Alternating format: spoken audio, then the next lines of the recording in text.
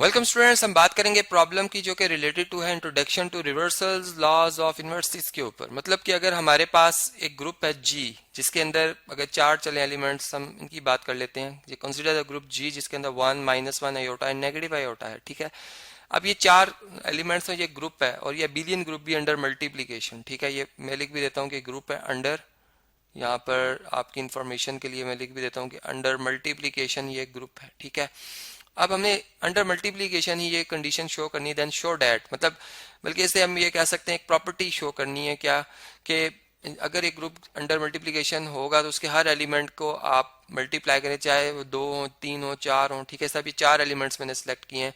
इन चारों का प्रोडक्ट लेकर इनका इन्वर्स लिया जा रहा है, इनके प्रोडक्ट में जो भी आंसर आएगा उसका इन्वर्स लिया जा रहा है।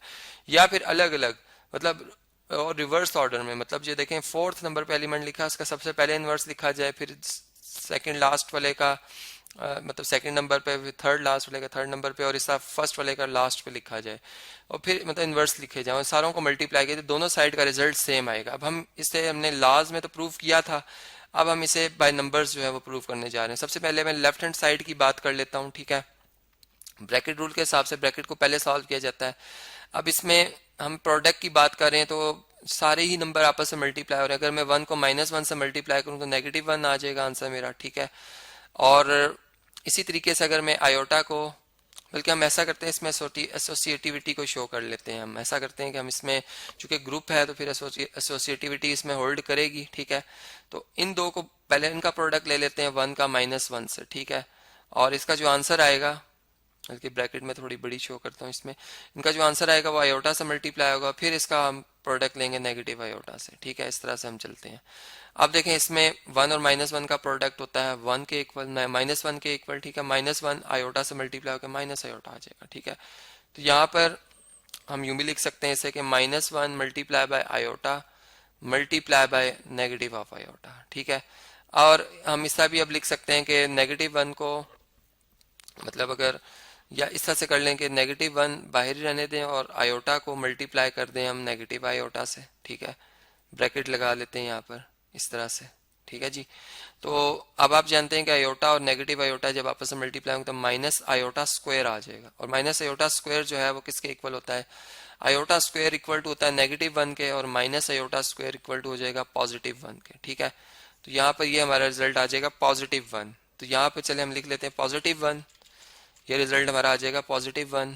ठीक है जी, तो -1 मल्टीप्लाई बाय +1 और इसका फिर इनवर्स। ठीक है, मल्टीप्लीकेटिव इनवर्स।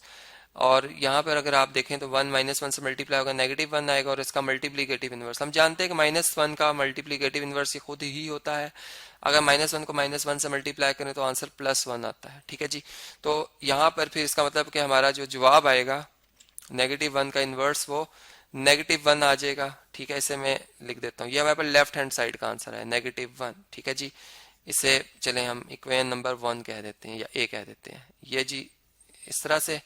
अब राइट हैंड साइड को सॉल्व करते हैं जी। राइट हैंड साइड में अगर आप देखें तो सबसे पहले नेगेटिव आयोटा का मल्टीप्लीकेटिव इनवर्स। ठीक है, अब देखें माइनस आयोटा को अगर आप प्लस आयोटा से मल्टीप्लाई करें, ठीक है, तो यहाँ पर माइनस इंटू मतलब माइनस एज इट इज रहेगा, आयोटा आयोटा मल्टीप्लाई हो जाएगा, आयोटा स्क्वायर आ जाएगा, आयोटा स्क्वायर इक्वल टू होता है -1 के, और -1 से मल्टीप्लाई होकर +1 हो जाएगा। ठीक है, और अगर मैं इस पर एसोसिएटिविटी शो करूँ तो मैं यूं लिख सकता हूँ इसे कि -1 इंटू आयोटा और फिर मल्टीप्लाई बाय आयोटा, मतलब इसको इस तरह से इनका प्रोडक्ट ले लूँ मैं। ठीक है, -1 को बाद में आयोटा आयोटा से मल्टीप्लाई होकर आयोटा स्क्वायर जो कि -1 और -1 से मल्टीप्लाई होकर +1 आ जाएगा, मतलब दोनों तरह से मैं रिजल्ट ला सकता हूँ। ठीक है, तो यहाँ से पता चल रहा है कि आयोटा का मल्टीप्लीकेटिव इनवर्स माइनस आयोटा और माइनस आयोटा का मल्टीप्लीकेटिव इनवर्स आयोटा है। 1 का मल्टीप्लीकेटिव इनवर्स 1 ही होता है, -1 का मल्टीप्लीकेटिव इनवर्स -1 होता है, जो कि अभी भी मैंने आपको बताया। ठीक है, तो यहाँ से अब हम यूं कह सकते हैं कि नेगेटिव आयोटा का मल्टीप्लीकेटिव इनवर्स प्लस आयोटा,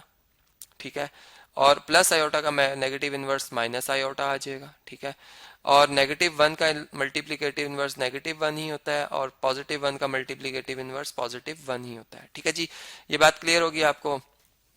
अब अगर मैं एसोसिएटिविटी को शो करूं तो पहले इन दोनों का अगर मैं प्रोडक्ट ले लूं, ठीक है, तो ये इक्वल टू हो जाएगा आयोटा मल्टीप्लाई बाय आयोटा। ठीक है, इन दोनों का प्रोडक्ट, और फिर इन दोनों का पहले प्रोडक्ट ले लिया जाए और जवाब को 1 से मल्टीप्लाई कर दिया जाए, तो ये आ जाएगा जी माइनस, बल्कि इसको आयोटा स्क्वायर लिख लेंगे, मल्टीप्लाई बाय 1, और आयोटा स्क्वायर होता है -1 के, -1 मल्टीप्लाई बाय 1 जो कि -1 के इक्वल ही आएगा, -1 ही के इक्वल आएगा। तो ये इक्वेशन नंबर बी आ गई।